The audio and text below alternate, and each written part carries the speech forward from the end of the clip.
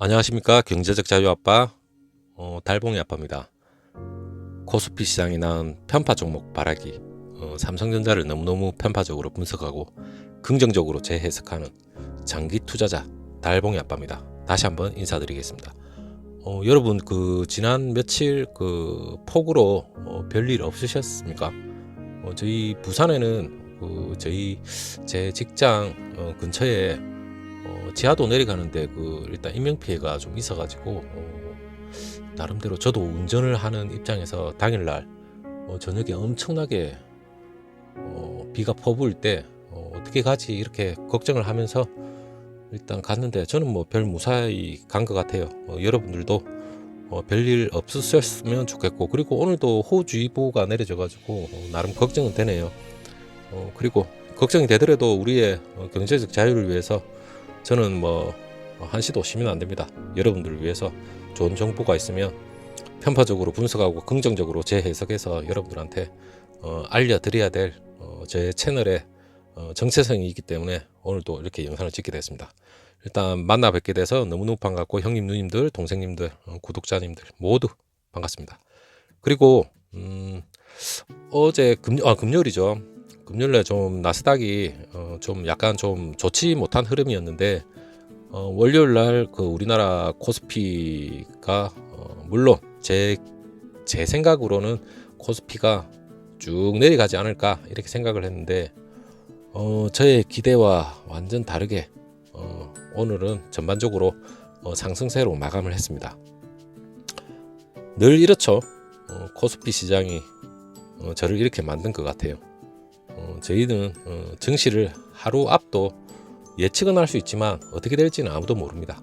그렇기 때문에 주변에 온갖 정보들을 우리는 다 취합을 해서 나름대로 재분석하고 그리고 재해석하는 그러한 지혜가 필요하지 않나 이렇게 생각을 해봅니다. 그리고 여러분 그 최근에 1년에 인텔의 7나노 공정칩 일정이 뭐 늦춰졌다는 말도 여러분들 심심찮게 들었고, 삼성한테 악재가 될지 호재가 될지 좀 더 지켜보고 분석을 해보겠습니다. 그리고 뭐 최근에는 5G에서 6G를 선도하겠다 삼성전자에 이러한 발표도 있었는데, 삼성전자가 초격차 철학에 기반한 선제적이고 과감한 투자가 사실상 없었다면 오늘날의 삼성전자가 존재하지 않았을 거라고 저는 그렇게 생각합니다. 여러분들도 그렇게 생각하죠? 삼성전자가 5G를 세계 최초로 상용했죠. 그리고 6G도 미래에 10년 뒤겠죠. 그때 세계 최초로 상용화해서 삼성전자가 날개를 달았으면 좋겠습니다. 제 얘기를 끝까지 들어주시고, 그리고 삼성전자 예를 들어서 세계 최대 반도체 설계 회사죠. ARM 인수하면 세계 최강 반도체 기업으로 된다. 저도 제 나름대로의 해석으로 여러분들한테 끝까지 한번 들려보겠습니다. 끝까지 들어보시고 빨리 나가시면 안 됩니다. 저는 보이는 영상은 아니지만 들리는 음성으로 여러분들의 마음속을 후벼 파 드리겠습니다. 물론 좋은 정보로 후벼 파 드리겠습니다. 발음이 좀 뭐 과격한 것 같기도 하고, 안 그래도 여러분들한테 최대한 좋은 소식을 전하기 위해서 뭐 이렇게 두문불출 열심히 노력하고 있습니다. 이해해 주시고 한번 끝까지 들어보십시오. ARM 여러분 좀 들어봤습니까? 손정희 소프트뱅크 회장이죠. 삼성전자에 투자를 하고 계시는 분들은 ARM 그리고 반도체 하면 많이 아실 거라 생각합니다. ARM이 어떤 기업이냐면 모바일 기기에 탑재되는 모바일 AP 들어보셨죠? 그것도 하나의 뭐 반도체인데 사실상 독점하고 있는 설계 업체입니다. 아키텍처 업체죠. 그 업체가 기업의 영업 이익은 그리 엄청난 금액은 아닙니다. 뭐 삼성 뭐 시가총액으로 따지자면 글로벌 반도체 기업의 뭐 속에 뭐 랭킹 5위 안에도 못 듭니다. 하지만 모바일 AP를 거의 독점하다시피 하기 때문에 영국 기업이었죠. 원래 손정희가 미래에 50수 앞을 내다보고 인생 최대 베팅을 했다, 이런 말이 있을 정도로 상당히 중요한 기업입니다. 그 기업을 2016년도에 인수를 했죠, 손정희가. 근데 이제 매물로 나왔어. 물론 그 ARM이 애플과 접촉도 했다는 말도 있고, 그리고 최근에 ARM을 제가 다시 한번 얘기 드리면, ARM을 반도체 업계의 갑으로 통합니다. 갑. 흔히 말하는 갑질입니다. 갑질. 세계 최고죠. 갑질을 한다는 자체가. 근데 이 ARM을 인수를 하겠다는 기업들이 속속 이렇게 언론을 통해서 나오는데, 이게 인수를 하게 된다면 글로벌 반도체 시장 자체가 완전 지각 변동이 일어나겠죠. 하물며 ARM이 세계 스마트폰 반도체 시장에 엄청난 강자긴 강자인데, 대한민국의 삼성전자는 반도체로 먹고 삽니다. 하지만 이 모바일 AP를 독점하다시피 한 이 ARM을 만약에 인수를 하게 된다면, 삼성전자가 반도체로 세계 최강으로 일어설 날이 얼마 남지 않았다. 저는 그렇게 생각합니다. 인수가 된다면 긍정적인 상상을 해보는 거죠. 근데 이게 뭐 실현이 못 될 것도 아닐 거고, 그럼 왜 애플이나 엔비디아나 왜 최근에 그 소프트뱅크 손정희를 만나서 여러 가지 검토를 해보고 여러 가지 말이 흘러나올까요? 물론 손정희도 우리나라 몇 번 왔다 갔다 했습니다. 어느 기업이 인수를 할지, 그리고 인수가 무산이 될지 그건 아무도 모르는 겁니다. 말 그대로 뭐 반도체 이쪽 시장은 그냥 뭐 총만 안 들었지 엄청난 지각 변동이 아마 향후 몇 년 안에는 아마 이루어진다고 저는 그렇게 생각합니다. 그 ARM이 예를 들어서 소프트 회장이 손정희가 2016년도에 320억 달러 약 38조 원이죠. 그때 인수를 했는데, 최근에 그 소프트뱅크 그룹 자체가 뭐 위워크 들어보셨죠? 일단 투자 실패를 계속했습니다. 실패를 하다 보니까 경영상에 나름대로 문제가 있는지 어려움이 있어서 뭐 지분의 일부나 전체를 매각하거나 기업 공개 IPO를 통해서 현재 뭐 고심을 하고 있다, 이런 말이 있는데, 고심을 한다는 말은 경영이 악화되면 분명히 매물로 나올 겁니다. 그리고 세계 초인류 기업, 그 반도체 인류 기업들이 사실상 몸집을 불려 나가는 거는 그 기업들이 무슨 기술 분명히 있지만 기업 인수합병을 통해서 계속해서 거대 자본주의 세계에서는 인수합병을 통해서 계속해서 기업 그 부분이 계속해서 커집니다. 삼성은 최근에 좀 인수합병에 대해서 좀 약간 그 하만을 몇 년 전에 인수한 뒤로는 그렇게 좀 인수를 해도 되는데 거기에 대해서 좀 약간 인색한 것 같아요. 삼성의 경쟁업체들은 뭐 하나씩 인수를 하면서 몸짓을 불려나가고 있는데, 삼성도 내부적으로는 아마 인수 쪽에 꼭 ARM을 인수하지 않는다 하더라도 관련 시너지 효과를 충분히 발휘할 수 있는 그런 기업들을 인수하려고 아마 무던히 노력을 하고 있는 것 같아요.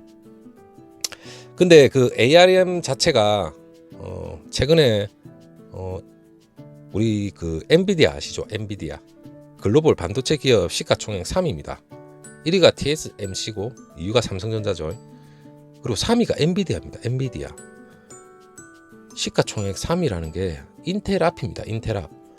얼마 전에 그 인텔을 앞질렀다고 제가 영상에도 올려놨는데, 인텔은 세계 매출 1위입니다. 반도체 업계에서.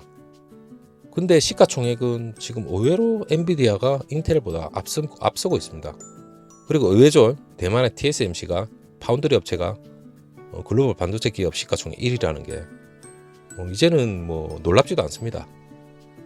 하루가 다르게 여러 정보가 쏟아지고 반도체 업계의 지각 변동이 계속해서 일어나고 있는데, 우리는 이 하루하루 이렇게 바뀌는 걸 유심히 관찰도 해야 되고, 그리고 물론 우리 삼성전자에 투자를 하고 계신 우리 개미 주주님들, 그리고 달봉이 가족님들, 이런 정보 하루하루 이런 정보를 귀를 기울이시고, 그리고 여러 가지 정보에 귀를 기울이신다면 우리가 투자해 놓은 안전자산이나 마찬가지죠. 삼성전자의 주가에 막대한 영향을 일으킨다. 저는 그렇게 생각합니다. 그래서 우리는 이런 정보를 하루하루 놓치면 안 되겠죠.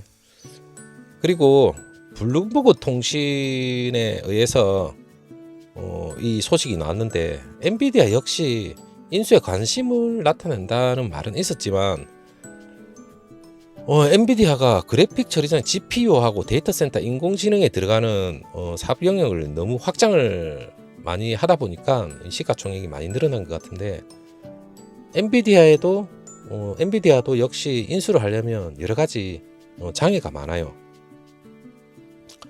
실제 그 장애가 많기 때문에 인수 후보자로 삼성전자하고 애플도 거론되고 있지만, 만약에 인수를 하게 된다면 여러 가지 AP에 들어가는 CPU, GPU 이런 게 독점과 관련된 그런 데 연루가 되기 때문에 조심해야 돼요, 솔직히.